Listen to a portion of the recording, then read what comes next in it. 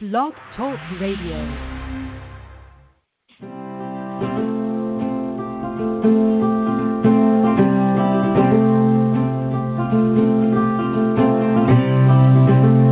Welcome to the Expanding Forward radio show. Conversations about juicy living. With your host, Carole Lewitsky.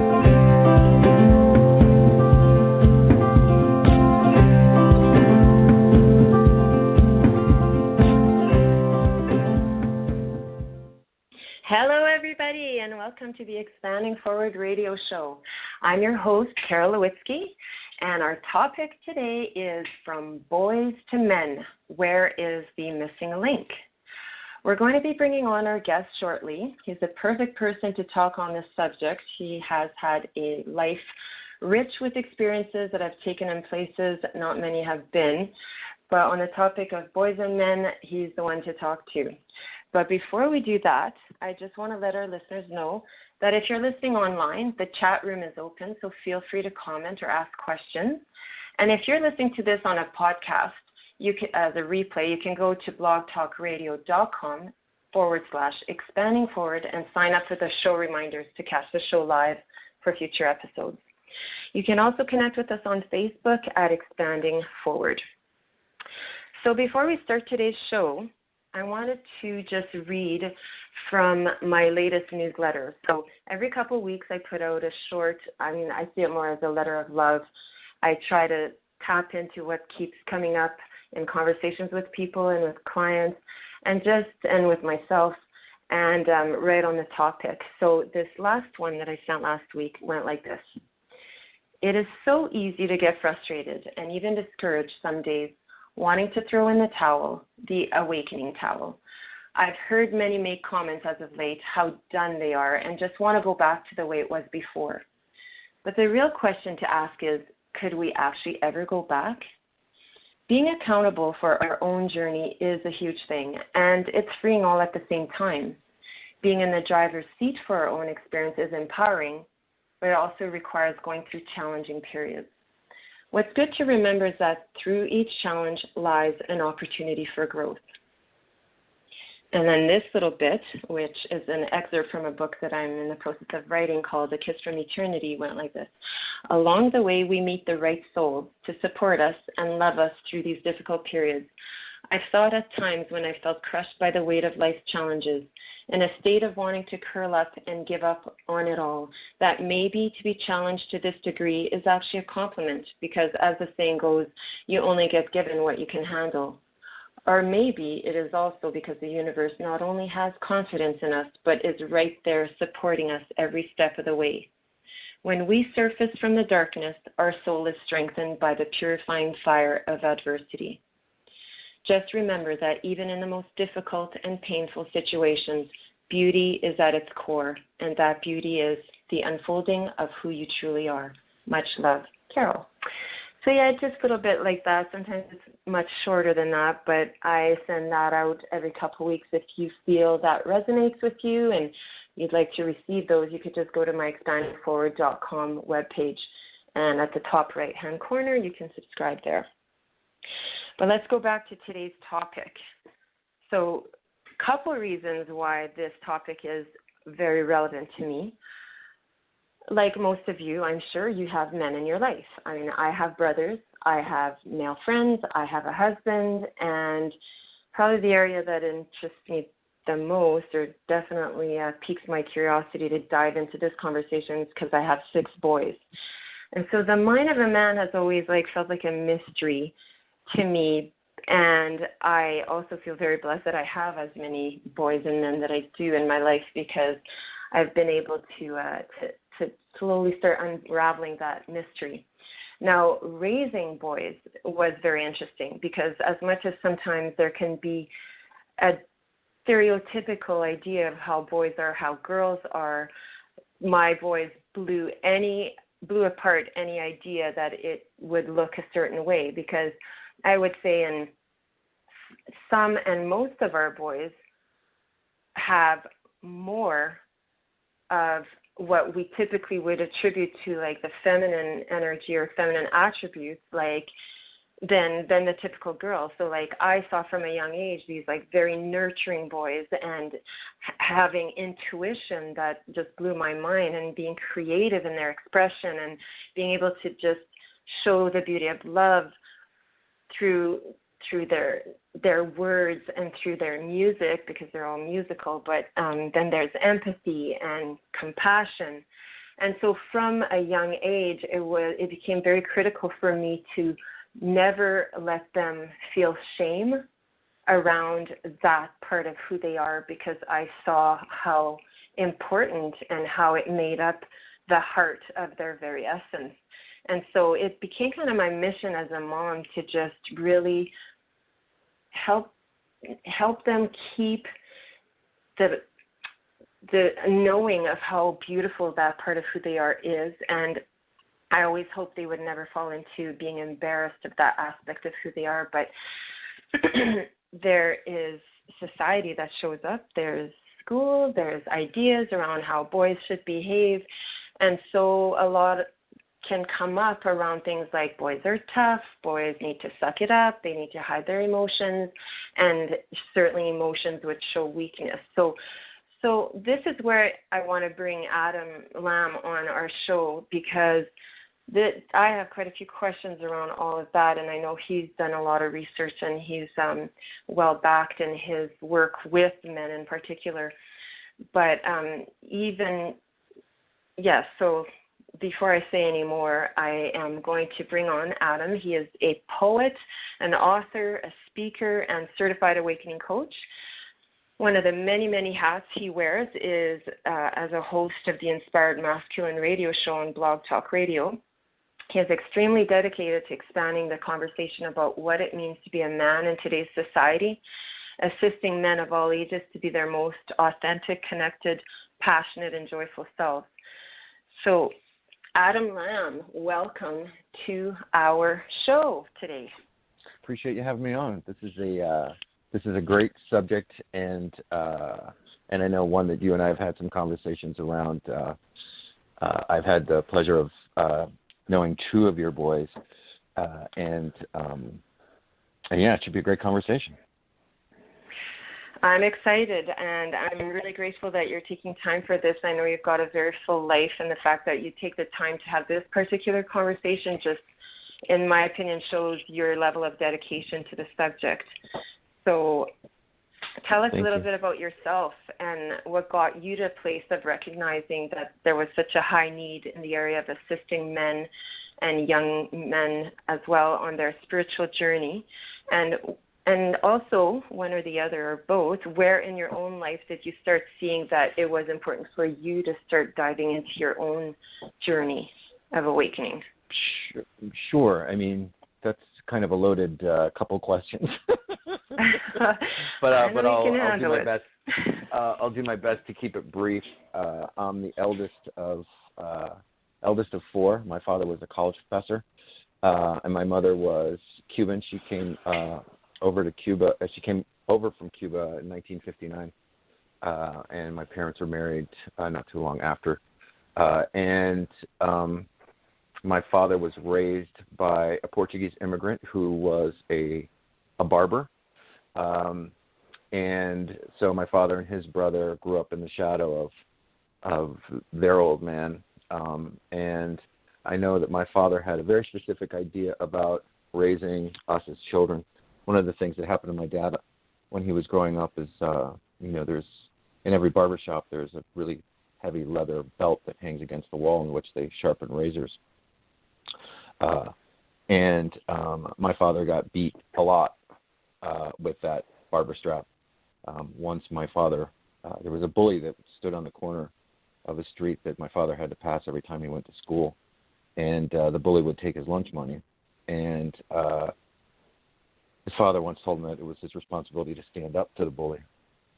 So that day, my dad got beat up pretty bad after he stood up to the bully. And when he went home, he was in tears and beat up pretty bad. And the old man took the barber strap off the wall and started hitting him with it, not because he'd gotten in a fight, but because he had been crying about getting into a fight.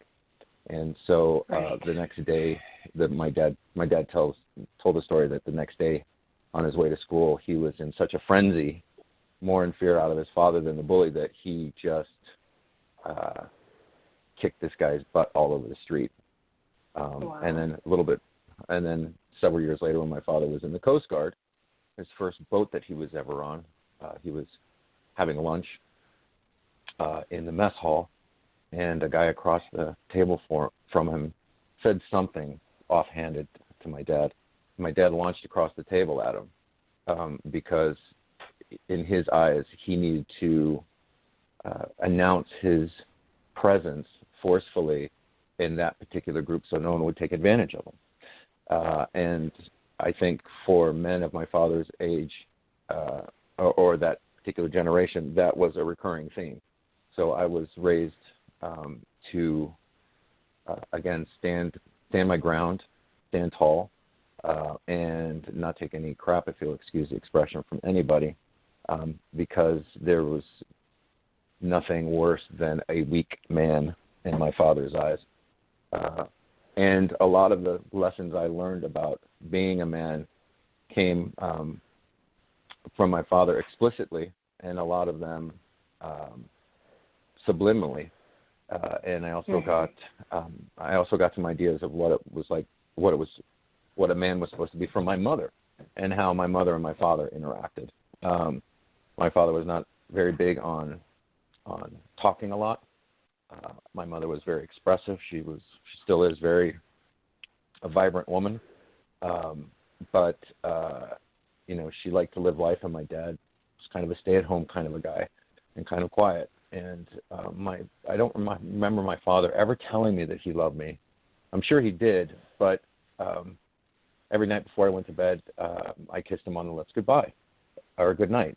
Mm-hmm. And that was the way it was. So even though I didn't, he never came to, I think he came to one of my wrestling matches when I was in high school. I think he might have come to one of my plays, but he wasn't that type of dad.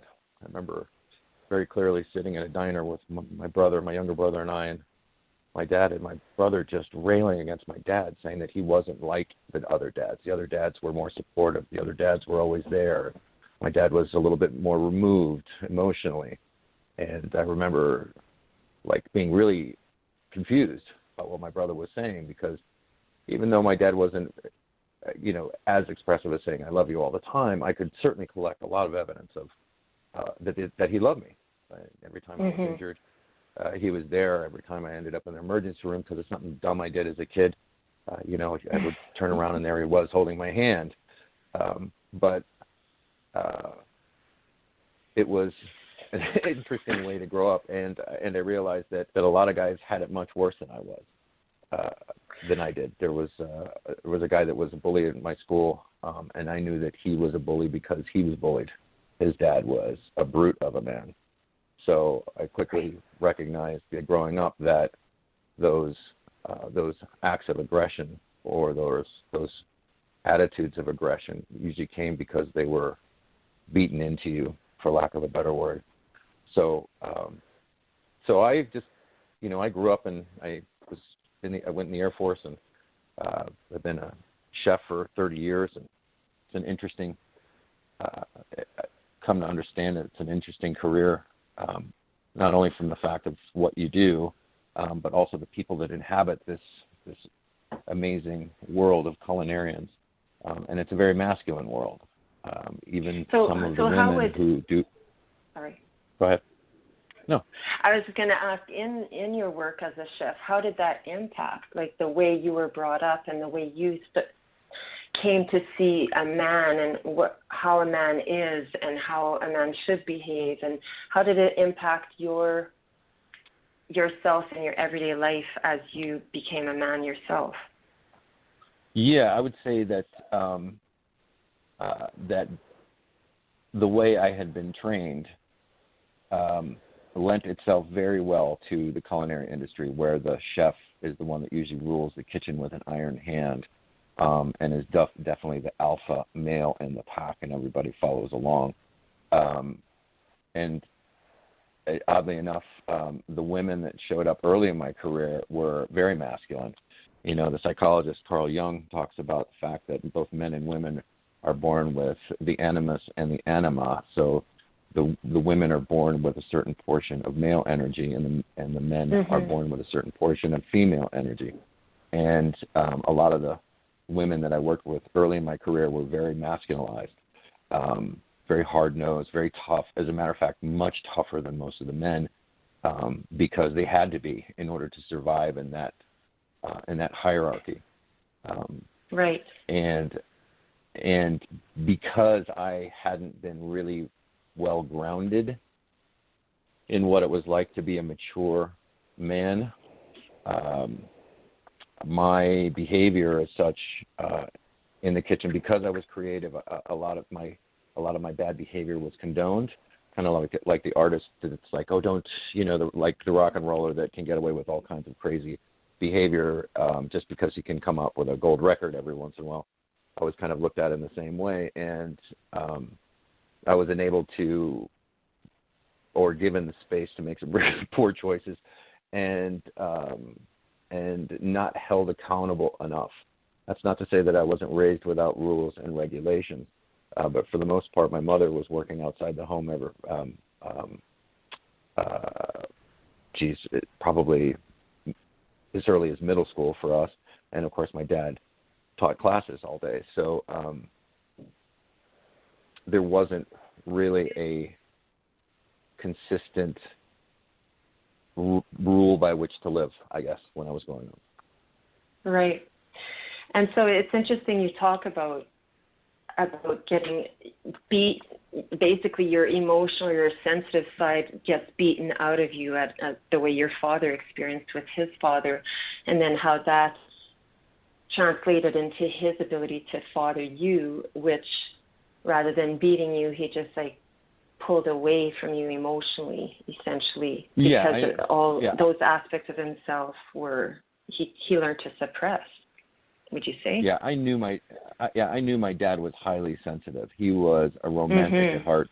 He actually was he was a meteorological technician upon leaving the Coast Guard, and got a little job with a company in Boston that sent him to Cuba in a joint scientific project.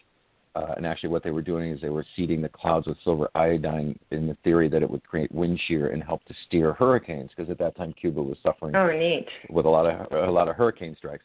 But he was miserable because he didn't speak the language. And the guy who headed up the Cuban guy who headed up the experiment actually took pity on my dad and brought my dad over on home to his home on Sundays. And of course that's a big family day in Latin American communities. And so my father played the piano, and he was married to, this guy was married to the eldest sister of 7 sisters.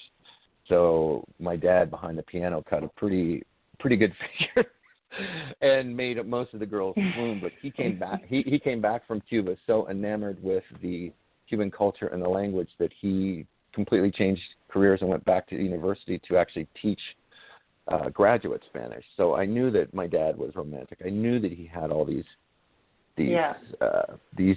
tender parts of him that he never got a chance to express. And I tell you another little secret is my father had a baby grand piano in his house, and I would sometimes ask him, I said, Pa, how come we can't play together? Like if you play and I sing, and I would really love that. I thought I'd love the idea of playing with my dad, and my dad looked at me and said, no, this is something I keep for myself. Which it might be interesting to note that my dad never played during the daytime. He would wait until everybody went to bed, and he would shut off all the lights in the house, and then he'd go down to his piano and play music for himself. But every night, for most nights in that house, I went to bed with hearing my father's piano playing downstairs. But it was kind of melancholy because I knew it was melancholy because it wasn't anything that I was benefiting from it, but it's not like he was playing for us. He was playing for himself. So I knew my dad was highly sensitive, but he never gave himself permission to be that with anyone. Right. Probably including my mom. So it's interesting because there's a flip side to that, because growing up I experienced men that were capable of showing their sensitive side. Like my father in particular is a very sensitive man and had no shame in showing his emotions.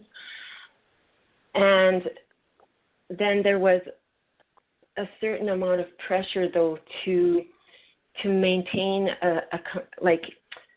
to maintain control. So how I would explain that is like even seeing men in the corporate world, for example, how like the definition of professional is like being cool, calm, collected, like always having certain emotions at bay, that you wouldn't be explosive, that you wouldn't like lose your cool, that you wouldn't show, like you just be that stoic facade to essentially never show a crack in your personality or in your behavior. And then when you're in that space all day long and you come home to family, it's like very difficult to flip that switch. So if from a young age you're already taught that boys have to be the pillar or to be the strong one that has it all together at all times, how is it that as an adult man, is it possible to reignite or to tap into emotions and sensitive aspects of your being, without, first of all, like without feeling like you might come across as effeminate, like we're talking about feminine like energy, and there could be a fear in that as well, without feeling like now they're not in control, like the fear of losing control. And what would you have to say on, what would you like to share on that regarding just how can a man feel safe to go there if it hasn't been necessarily emulated for them by their father, or that even their job, kind of like with your profession, was drilling into you to even be more of that stereotypical like tough man and hide your emotions and don't show weakness? Yeah, I think that it is possible. I mean, I'm a living example of that. I had to hit a wall in my life to actually look at my ways of being and realizing that it wasn't working, which if I could at least acknowledge that it wasn't working, that my way wasn't working, then maybe that would open up space for at least the discovery of something else.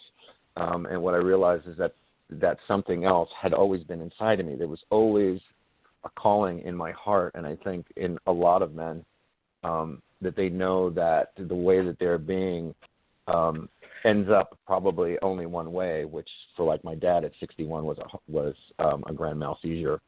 And it's interesting to note that in the United States, the Centers for Disease Control came up with published a study in which they were able to quantify the fact that men ages from 45 to 65 are the quickest dying segment of the population, and most of these men are dying of their own hand in suicide, and that they are what they termed unaffiliated, which means they weren't affiliated with any church, with any support group, with any community to speak of, and these men were most often subject to injury, then painkillers, then opiates, then suicide. So older men are dying literally of loneliness because they are unaffiliated with one another. And so I say that I would certainly hope that it doesn't take a heart attack for someone to wake up and realize that there's another way of being, and quite possibly that their way of being right now is quickly pushing them into that. My suspicion is that every one of us knows that, you know, being a hard ass hurts, that being shut down hurts, that not being able to express yourself to the ones that you love hurts. And whether you're self-medicating that pain away, or whether you're just plain ignoring it, or eating it like cancer, there's only one prognosis from that particular trajectory. And for me, it was, you know, hitting a wall in my career and ending up on a Caribbean island in a job I hated, addicted to opioids and without being able to fill my prescription. That was, so from my doctor. Let me just ask you. So are you, because I want to make sure I understand clearly, are you relating the fact when we're talking about suppressed emotions or not being able to express yourself fully as who you are, there's a correlation to disease, illness, suicide? Tell us more about that. How is it connected? I think that there's a growing body of evidence that's coming out that's making this a very real connection. Intuitively, I've always suspected that your physical condition is basically the manifestation of your emotion or your emotional state at a time. And stress does kill. There's plenty of studies out there that support that. The levels of cortisol in your body rise. Inflammation rises in your body. Inflammation is probably one of the most significant precursors to most major degenerative diseases, and it doesn't have to be that way. So do you think talking about it and connecting with community and expressing yourself would help reduce the stress, that you could still have a very busy life, but it does impact your ability to manage that? How do you see there being a solution? You said something very interesting at the very top of the show when you said that you were always trying to figure out the heart of men or the minds of men. I've come to understand through a lot of the work at the Wide Awakening with my sweetie Jennifer Huff and a series of workshops we did last year called Love Awakening, that that it is, men and women think differently. They process information differently. They communicate differently. I mean, there's been lots of folks who have been saying, no, we're all one, we're all the same, but that's not true. Men have a tendency of holding things in and trying to process it internally, and then finally, once they have it figured out, they want to express it. Women, on the other hand, please don't take this as the be-all and end-all, and I'm not trying to make blanket statements, but most women seem to process verbally, where they, like in the conversation, they're actually processing out their thoughts and feelings, and at some point actually land on that which they always wanted to express in the midst of that conversation, whereas maybe men don't necessarily trust that particular train of thought or that particular way of processing.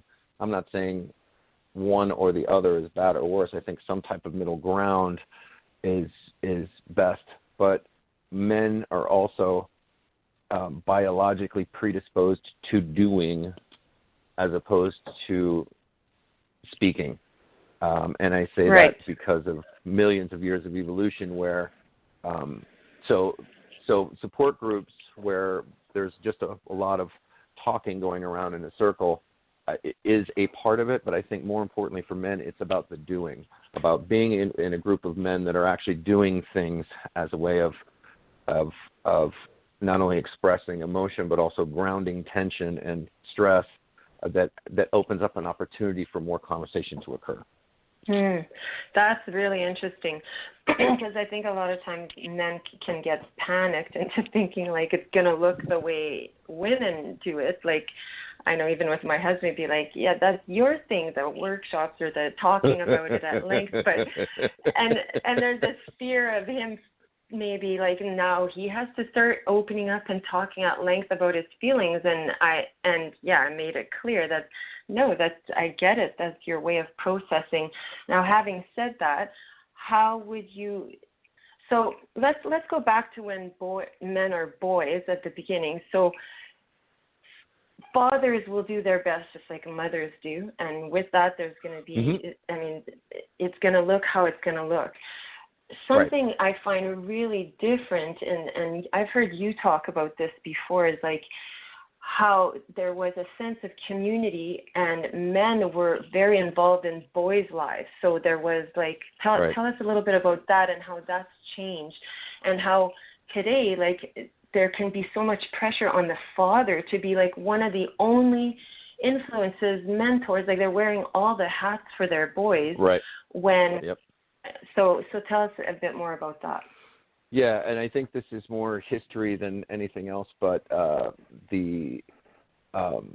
lot of what I'm going to talk about has been influenced by guys like Robert Bly and Robert Moore and so many others out there who've done the due diligence and done the investigation. So I don't want anybody to think that this is just my theory, but the evidence is pretty clear that pre-industrial revolution, of course, communities were much different because most communities were made up of extended family members, grandfathers, uncles, aunts, fathers. Boys went to work with their fathers and uncles, either out in the fields or in their barns. There was a real sense of connectedness that existed between the males, and I don't want this to sound incorrect, but the immature males versus the mature males. The young boys would be able to model that mature behavior because they were around it all the time. And then at the beginning of the Industrial Revolution, there was this collection of labor into towns where, for maybe the first time in history, men left the house to go to work, and the boys didn't see the men until they got home after, working in the mines or working in the steel factories or whatever that was. And of course, after 12 to 16 hours of working in those type of conditions, I don't imagine that there was much conversation around the dinner table after that, because it was extremely hard physical work. And that was the beginning of kind of the breakdown of that type of mentorship community. If you look at some indigenous communities that still exist today, the initiated males, the adult males, very often work together and go around to formalize this rite of passage or initiation right around when the boys are between 12 and 14, in which they're both physically and emotionally and energetically removed from the mother and the father and taken to a central location where there's some type of mystery school of rite of passage that usually involves some small, trivial, but significant amount of pain, and a rebirth from a boy to a man. Now, since the Industrial Revolution, those rites of passages have basically gone away, and we have pseudo rites of passage. We have when I was joined the wrestling team in high school, every new guy had to get their cherry belly, which is 5 guys grab you, hold you down to the mat, and the other guy rapidly spanks your tummy and creates a red area. High schools all across the nation, and even some colleges, the college bands have pretty significant rites of passage and rites of initiation. So some Greek houses on university campuses have a pseudo initiation, but the thing that's missing there is the mature initiate, right? You're being initiated by boys, and a boy cannot usher another boy into manhood. A mother can't, and a father can't. And the main reason why the parents can't do it is because they're too close to it. Not that they would want to protect the son, but very often there is either an Oedipal sense where the son resents the father, or is in rebellion against the father and or the mother.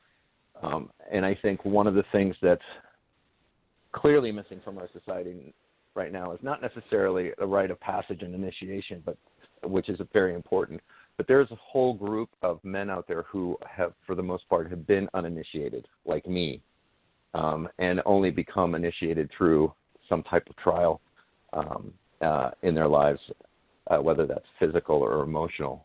And when I was having my difficulty, I never knew that there were men's groups out there. I never knew that there were, other than AA and NA, I never heard of any type of group that was men being about men in a mature fashion. Now, through the Inspired Masculine radio show and some other work that's going on, discovering all these groups that exist out there. One of the biggest out there, and probably one of the best advertised, is the Mankind Project, which is, I think, is in every state and in some foreign countries. And they revolve everything around what they call a new warrior training that happens over the course of a weekend.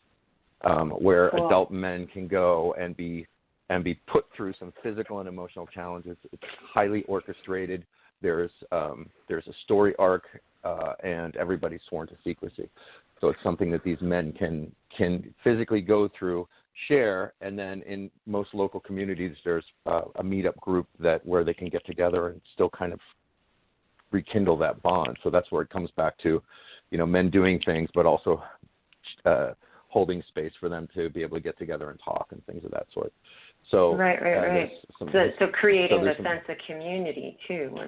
Yeah. That you talked about earlier. Right. And so if there's very few initiated adult men around, then really what happens is the young boys and the young men suffer because there's nobody present in their life. Growing up a Cuban, even though my father was American, I was at my birth I was issued a godfather, and that godfather was, gonna.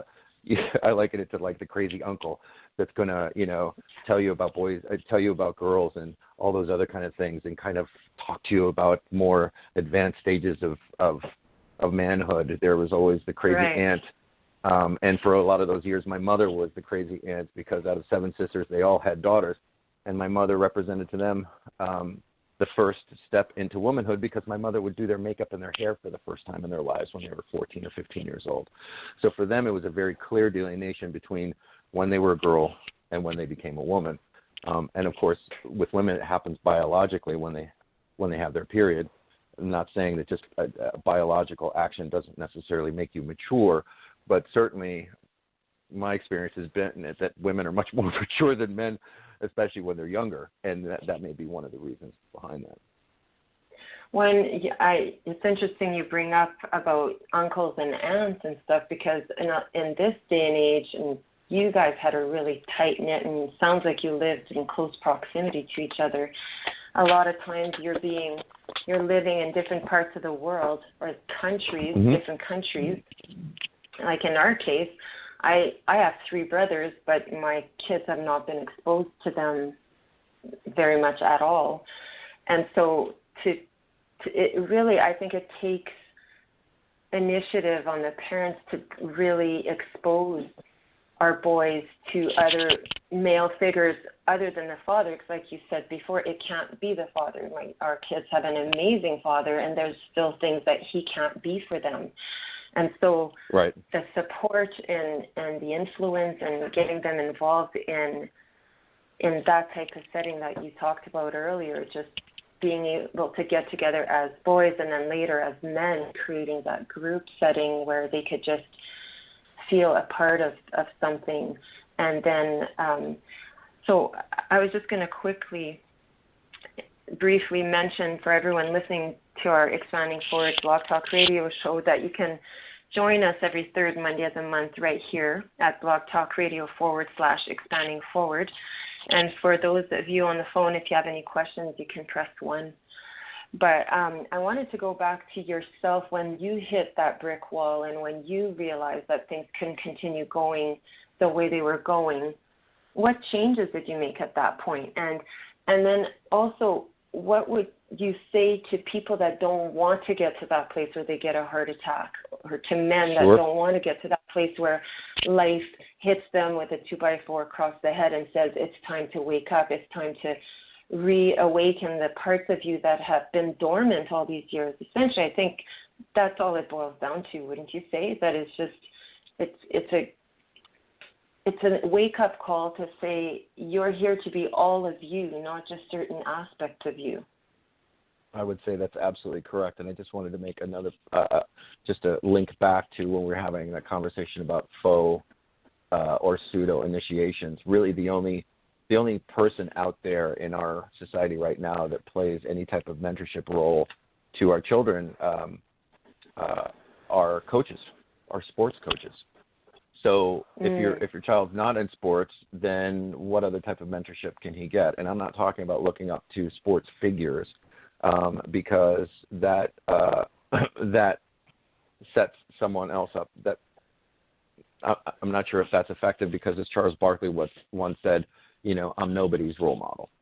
he's just a man trying to do it as best he can.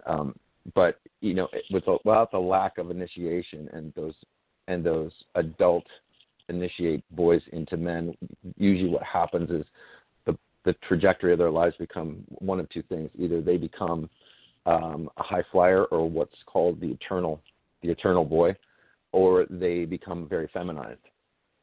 Why is that? And what would determine one or the other? I don't know if there's a determinant that makes it so, but I've seen it where you can become either very, very creative, or you become hyper masculine, or you become sub-masculine and become feminized, because really men, based upon men's history and patriarchal history, I don't think it's safe for men to be men yet. And when I mean that, I mean integrated, whole, authentic men. I think for the most part, a lot of us are still kind of a little scared to stick our heads out of the foxholes and be counted as men, because patriarchy done in the name of man has destroyed a lot of this planet, and a lot of women still resent that and hold that out as a dangerous thing for men to be men. And I'm not talking about hyper masculine, but I'm talking about that there's a lot of our brothers that have gone out and done damage in the world.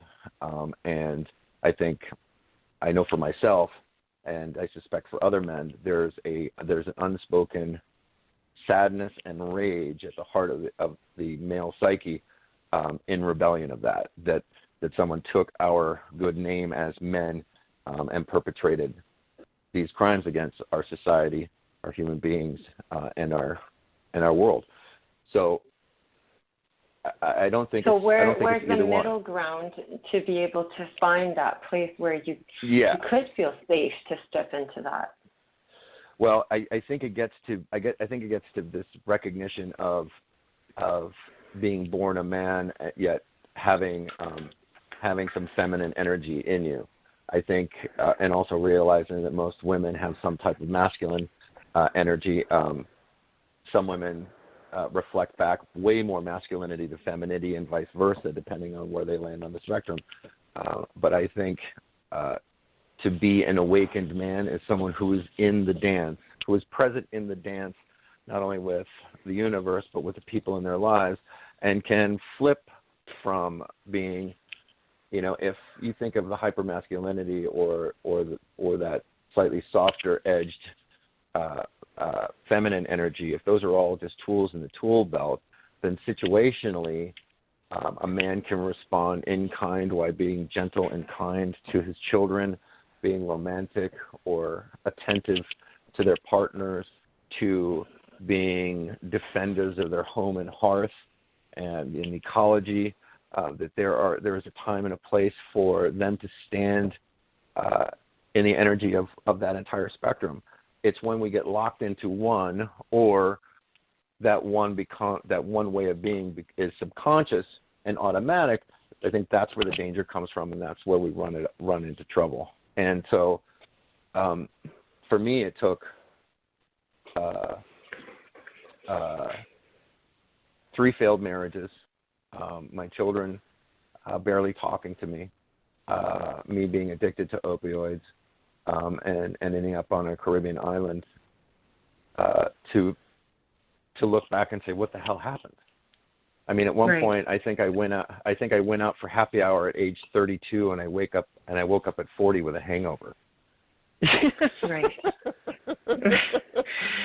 And while I could spend a lot of energy and time beating myself up about it, what was more important is my children were still standing there waiting for me to be present. So instead of kicking myself in the ass down the street, I thought, okay, so let me just take a look at it. And I did a very specific exercise in which I was able to see, I don't know where the idea for the exercise came from, but it was a very poignant thing for me, and I immediately saw the cycles in my life of when where I made poor choices. And so one of the things was that I noticed is that every time I had trouble at work or felt lousy about myself, there was usually some female conquest that I would go after in order to make myself feel better, or go for something that made me feel better quickly, or maybe not felt better or well, but probably felt less crappy about myself. So there were momentary blips when, in fact, I never dealt with the underlying issue, which was I was lost into myself. And so then how took me... how do you start dealing? Like, how do you start looking at that? Like, for men that are just dipping their toes into the idea of going there, going to those dark places inside of you and looking at your stuff, like, what does that look like in a practical way? What in every day have you changed for yourself that makes it different than the way it was before? And is it a decision you make, or is it like actual? Yeah, I mean, what does action look like? When I saw those cycles played out in my life on that piece of paper, I made a conscious choice that I wanted something different from my life. Because if I kept going, there was only one outcome, and it wasn't going to be pretty. And the one thing I could count on was I love my children enough to want to be able to be around to see what an amazing life they were going to have. So the first thing was getting clear with myself, like no bullshit. This is where I'm at. These are the decisions that I've made, and do I want my life to be ruled by those decisions anymore? If the answer is no, then in every moment, choice, it's an opportunity to choose again and again and again and again and again and continue to be present. Now, I'm not saying that this happened overnight, but what I do know is that after making that decision, things, people, opportunities started to show up in my life consistent with what I wanted my life to become. Okay, I actually took a piece of paper and I wrote out all the things that I wanted in my life. Then I took that piece of paper, I crumpled it up, and I put it in a coconut shell, and I burned it. Because what I wanted to do was, there was a lot of energy and a lot of thought around writing everything down, but there was probably more. There was probably more to do with burning it to release it, so that it could come back to me or something better.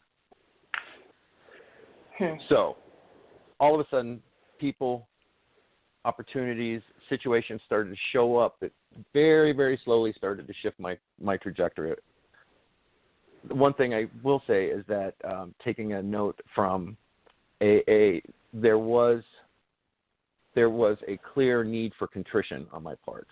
There were people who I need to go and speak to and say I was sorry, and to take responsibility. See, the thing about being immature, the immature is always about me. Me. It's all for me. It's all a reflection of me. The mature man realizes that he is part of a much bigger scheme, and realizes that he is in communion with everyone around him, that it's not about him, that he can certainly wield some influence over actions and things that are happening in their particular circle, but that it also cascades out. But by taking responsibility for being that eternal youth for so long in my life, I had to have some hard discussions. And I failed at a couple of them, but then I got to be really, really good, because I realized that it can't be about anybody else but me, meaning that I had to take complete responsibility. And I called all my ex-wives and some of the women that I had dated, and took responsibility for my ways of being. I also spoke to each one of my children. And the hardest conversation I had, and probably one of the most freeing, is with my adult son, who was getting ready to move to Denver. And he had lived with me for quite some time in his high school years. It was just him and me. And I wasn't necessarily particularly stable, in that it being in the culinary field, sometimes you have a job for 5 years, sometimes you have a job for 2 years, but on average it's about a year and a half before you move to another job. So he and I moved quite a bit. That environment wasn't very stable for him, so he grew up really needing stability. and really demanding it of everyone around him. So for me to be in his life, I had to show up as consistent. And every time I tried to be the dad that he wanted me to be, I failed him. And he could hold me in judgment again. Look, he doesn't care. He doesn't not showing up. Da, da, da. So the weekend before Denver, I asked him if we could renegotiate our relationship. But every time I show up to you as the guy that you want, I fail. And that ends up hurting you, and it hurts me. And I'm curious to know if it could be okay if, I can be your dad who loves you and who shows up by calling every once in a while, by writing cards every once in a while, by creating an expectation that was more based in reality than hope. And he looked at me immediately and said, yeah, that'd be great. And our relationship has been really fantastic since then. Wow. So I think really having an understanding of who you are without trying to morph yourself into what you think someone else is expecting of you is hugely important. Being grounded in your own authenticity and being able to communicate to that people in a loving, kind, and respectful fashion is a very, very powerful way of being.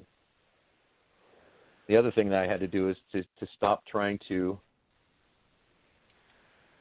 I never really liked confrontation because when I was growing up, I saw that my folks couldn't have a conversation without it going down into, the entire relationship's breaking up and my dad's sleeping downstairs, my mother's sleeping upstairs.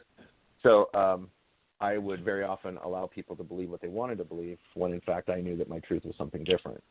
So gaining some mastery around speaking my truth without being bombastic or hurtful or speaking it from a neutral place has also been very powerful. And these, again, are things that just didn't come up. How did you learn to do that?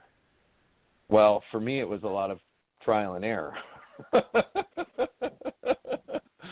Then I started doing some work with the Wide Awakening and went through their coaching program. And there it was a lot of hands-on stuff where you coached each other. And I thought I had been a great coach for most of my life in the culinary industry. But when I went through that program, I also realized that all I had been doing was telling people what to do. So I really had no idea what being a good coach is, or what I'm coming to understand, which is much more powerful, is how to be a great mentor. Because none of this is going to correct itself. None of this is going to come to balance until we as initiated adult males actually start to become present in our communities and in each other's lives as mentors. So if we don't have a formalized ritual process in a centralized area, then neighbors, uncles, brothers, as initiated males, have a responsibility to the younger generation to actually be present in their lives, so that they don't grow up wishing that they were Charles Barkley or someone else like that. And also understanding that their piece of the puzzle is important. And as you so eloquently put it, they're not going to be able to achieve that piece of the puzzle without being all of who they are, including some of the scary parts. Absolutely. It's interesting when you talked about sports coaches, and a lot of them out there are amazing. And then there's those that'll just reinforce everything we talked about boys are tough, suck it up, hide their emotions. And so it's important to be intuitive as a parent to see who's influencing our boys. And if that's not accessible through sports, certainly there are, like you said, when you start opening yourself up, people show up in your life, and you start recognizing what might have already been right in front of you the whole time. There are amazing men that are willing to mentor and be that for our young men. And then what would you say to adult men that are maybe, or actually what I'll ask you this is, what would you say to women that are married to men that feel they feel perhaps the interest on the man's part, but they also feel a lot of fear and apprehension because it's a well-practiced habit of a lifetime of staying hidden or keeping certain emotions at bay where it perceptively felt safe and where they felt they could control it. And now as a man is maybe trying to, but like just dipping their toes, and then there's maybe the impatience on the woman's part where she's ready to fly forward and saying like, come along for the ride, but they're just scared to go there, not even knowing where to begin as well, right? And as women, it's not going to look the same. So it's not like, well, just follow what I've been doing, because it won't look that way for the men necessarily. Do you have some thoughts on what would serve best on the woman's part to be the best of who she can be to help in that process? I don't necessarily know if there's anything to do, Cool. as opposed to having a way of being. And very often we talk about this having a soft place to land concept. And I'm convinced that there's not a man alive that doesn't really pine for a soft place to land. However, based on past relationships and experiences, they find that very hard to believe in. And if they have it present in your relationship with your husband or anyone else who might be listening to this, a soft place to land where there's really no requirement to be anything, and there's also no judgment around being anything, it takes men a little bit of time to trust that because they've been bitten before, so to speak, and it takes just being present and just being that soft place to land where there is zero judgment, because all of us, both men and women, can probably collect evidence why relationships are dangerous, and right. and there's a lot of relationships where there's still some things that aren't trusted to talk about. Right. Finances are probably one of the things that jump to mind. So for the men who are dipping their toes into it, I would say that if they're interested in experiencing more than just what society tells them they can be, there's all kinds of men's groups out there that are ready to rock. I told you about Mankind Project in Canada. I spoke to Shay Emery, who's running the wellmen.org. Is another great organization that's just coming off the ground. There's also probably some meetup groups that you can find at meetup.com.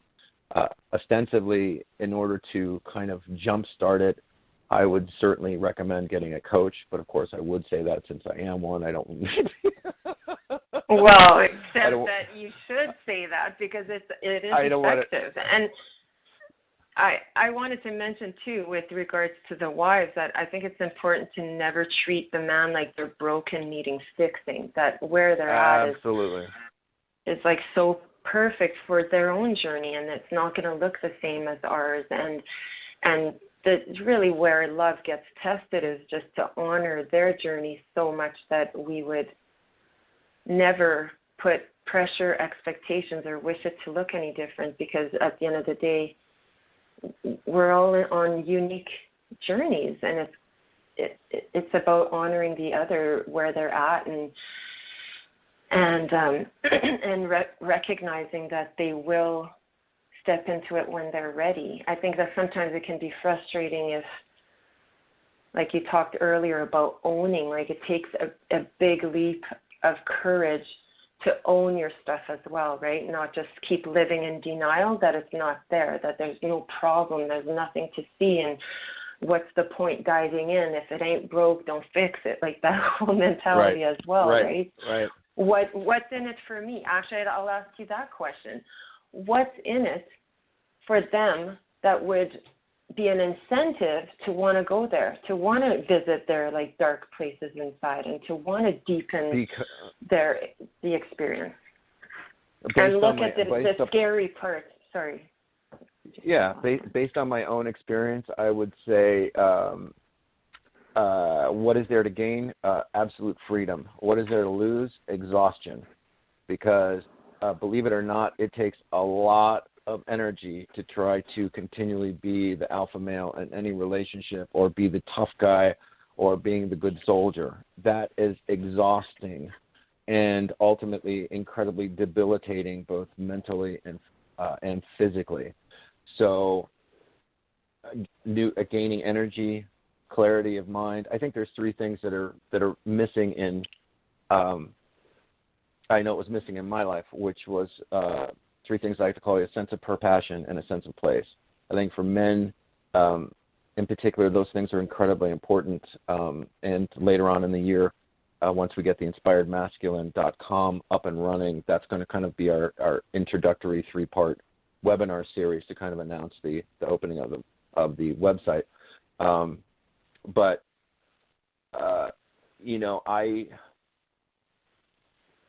I found I can have a lot of grace for myself. I can have a lot of compassion for myself now, when in fact I couldn't before. I was brutal with myself. My ego used to just tear me up and tear me down, which is why, I never hurt anybody else, but I was constantly hurting myself.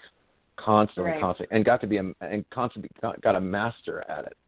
The unfortunate thing that I didn't realize at the time is that in hurting myself, I also damaged everyone around me. So you damaged the relationships, you damaged the connection, you damaged the ability to go deeper with everyone around you. My kids didn't want to see me disappear. My kids wanted me present and active in whatever form that looked like.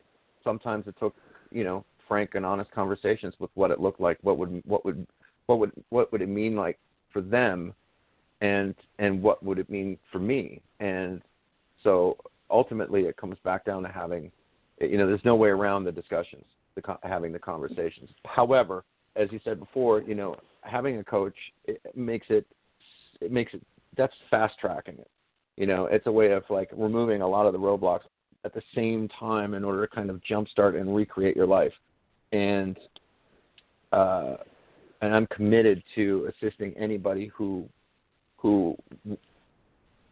asks to assist them to live this amazing life that's possible for them. Because, to be frank, I want more brothers to play with. I want to be able to have deep and significant conversations with other men. I don't like small talk. I don't really follow that many sports teams, so sometimes conversation are a little bit stunted. And I think that there's an exploration in the book King, Warrior, Magician, Lover. Robert Moore talks about the fact that that at no time in history, probably, has the ascendant masculine ever been on the rise at the same time as the ascendant feminine. And there's been a lot of work. Women have been doing some amazing work around their divine femininity and all that stuff. And for guys, we've been kind of like watching the whole thing from the sidelines. And to be honest, I don't think the divine masculine or the divine feminine are going to be able to heal the rift between us as archetypes or the world. I think it's going to take both of us together as ascendant feminine and ascendant masculine to finally heal this planet and move our species forward beyond the polarity of politics or even sexes. Even I think at that point, we can pretty much just dance with one another like the cosmic 3-year-olds we came here to be, and have some fun. You talk about a book, which totally reminded me. You've got a book you're writing right now, aren't you? And can you tell us a little bit about that? I do. It's only in its infancy, but I'm working on it consistently now, and it's called Circle Jerk: Lessons About Manhood That My Father Never Taught Me. And I don't want anybody to think that that the title means that I have daddy issues, because I love my father, but I understand him as a man probably now better than I ever did. Now getting almost to the age that he was, and so it's not only retrospective, but it's also kind of an awakening journey Wicked. about breaking the chains of the bondage that we as men have had to endure because all of a sudden we're men. Wow. So. No, I'm excited about that. I hope you get working on it quickly so we could all benefit from your wisdom. That's awesome. Thanks for the nudge. You can count on me. Well, that's quite a few angles we tackled this subject on. I know we could go on, and just so much to be said, but I want to thank you. I want to thank you on behalf of the listeners, Adam, for joining us today. I get it that your life pleasure. is busy. Well, and I get that your life is busy with major projects of all sorts. But I wanted to mention that I have been in conversation with a few people that have worked with you as a coach, and it came up and just in conversation. I was asking, like, what have you liked about working with Adam? What have you gotten out of it? And one in particular was just saying, well, there was a common thread between a few people that I personally know that have worked with you or are working with you right now, and that the one was saying, I just feel like he can relate. No matter what I say, he can relate to me. And then one thing that was common through a couple was how non-judgmental you are and the degree of compassion they feel from you as a coach, and that it feels great to feel normal for the first time because someone gets them. And this is from an adult client of yours that I know works with you, and he mentioned how there's just a sense of relief of not being alone, and that there's a different way of doing things, there's a different way of perceiving life, and Adam gives real practical everyday kind of ways to put that into practice. And I know from evidence of people that are close to me that have worked with you that it's life-changing, that the coaching you provide is completely life-changing, and I thank you for it on behalf of all men out there. Thank you. It's very nice of you to say. So tell us what's going on. So you're writing your book. You're going to be working on doing some workshops, and you're available for coaching. How can people reach you if they want to work with you directly? Yeah, folks want to go to the website, which is adammlamb.com. They can reach me there. There's a contact form if you're interested in more information, for sure. You can connect to me on Facebook at facebook.com/The Inspired Masculine Alliance, or at Adam M. Lamb, either one of those two. And you can message me through that, and we can continue the conversation. Thank you so much for having me on, Carole. It's always so much fun talking to you. Cool. Well, you're very welcome. It's been a pleasure, and I'll be posting those links on our Blog Talk Radio page, so people can just go there and click on that and have access to all your information, because the more people that know about this, the more we can connect men to ways that really work, and slowly can start changing old ways of being and just finally be able to see men and experience men for the full beauty of who they are. So thank you for showing us the way that you do. Thank you to our listeners for being here today. And if you know of men in your life that you think would appreciate hearing this show, then please pass on the link, and have a great rest of your day, everyone.